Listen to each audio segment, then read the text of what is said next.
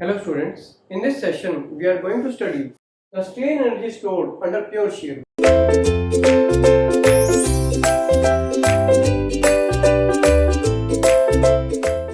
When the element is under pure shear, what is the strain energy stored? This we are going to study now.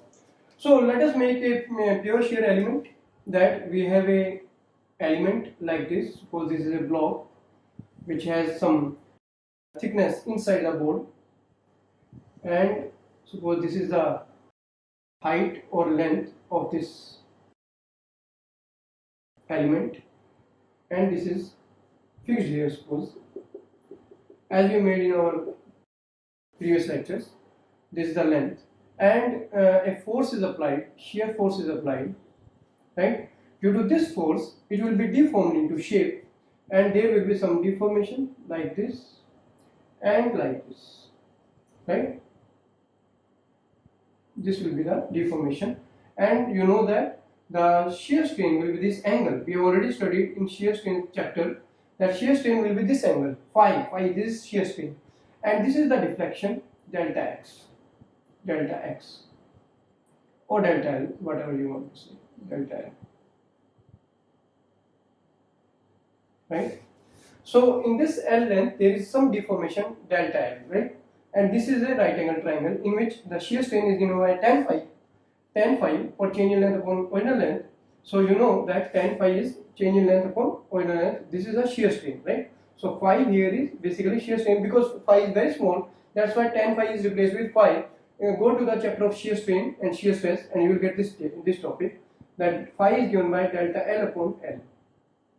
This is a strain, change in length upon the original length, right? So this is a strain due to this force F, right?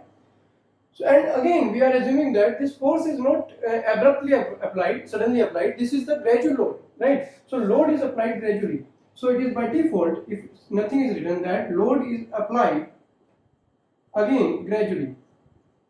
It is not suddenly applied. It is gradually applied from 0 to F, from 0 to F, right? So if the load is applied, then work done will be equal to force multiplied by distance. And what is force? This force, that is the average of this, because 0 to 4 F is applied, so it is varying linearly. So it is, we are taking 0 to F, average of that 0 to F multiplied by delta L. So you will get half F delta L. So this is the work done by this force, right? And this is the energy stored in the material. So this is half F delta L. This is the energy stored in the material, right? We can show this by the diagram also, that F delta L diagram, if we are taking force and length diagram, change in length diagram, the force is applied gradually from 0 to the maximum value, and is linear variation. So this will be the force applied, right? And you know that force deflection curve under the force, in the area under the force deflection curve gives the work done on deflection or strain energy, right? So area under this curve will give the work done on strain energy, that is given by area of this strain energy or work done, right? Which is given by area of this triangle, right? Starting from 0 to F value, and the area of this triangle will be with the work done or strain energy, that is given by half multiplied by F multiplied with delta L. Half F delta L. This is the work done or strain energy stored. So this is the strain energy stored. Now go to shear stress chapter. Delta L. What is delta L in terms of force? In terms of force and modulus of rigidity. So what is modulus of rigidity? Right. Go to that chapter and you will get this thing. That the within elastic limit,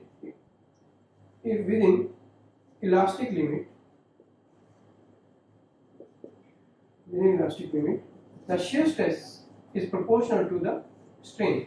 Stress is proportional to strain. So here, because the stress is shear stress, it is transverse applied. So shear stress is proportional to shear strain. So that will be, and from here we can got a constant, that is modulus of rigidity. So tau will be equal to G phi, right? So tau will be equal to G phi. So here shear strain is tau upon G, right? This is the shear strain. And we know that shear strain is given by delta L upon L. So we can write that delta L upon L is equal to shear stress upon shear strain, shear stress upon modulus of rigidity, where G is the modulus of rigidity. So delta L will be equal to tau L upon G. And what is shear stress? What is shear stress? Shear stress is given by force upon area. Force upon area, this is known to us. That shear stress is equal to force upon area. So put here force upon area. So you will get delta L in terms of force, that FL upon AG. This is the change in length. This is the deflection, change in length, FL upon AG. Put here FL upon AG. You will get the strain energy in terms of force. That is equal to, in terms of force and modulus of rigidity. So what is that? That is F square L upon 2 AG. F square L upon 2 AG.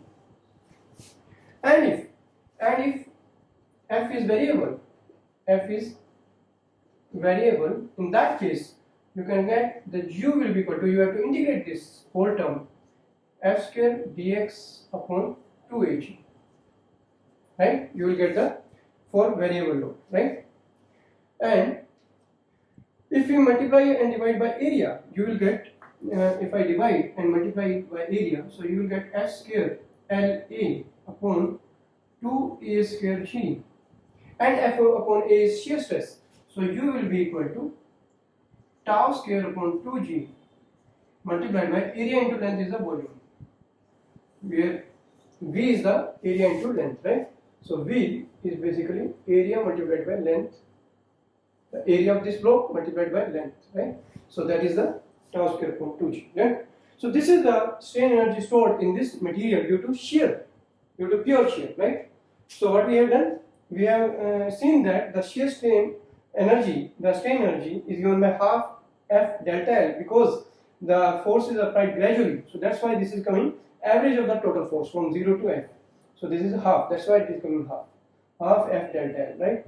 So total strain energy is F square L upon 2 AG, because delta L is given by FL upon AG.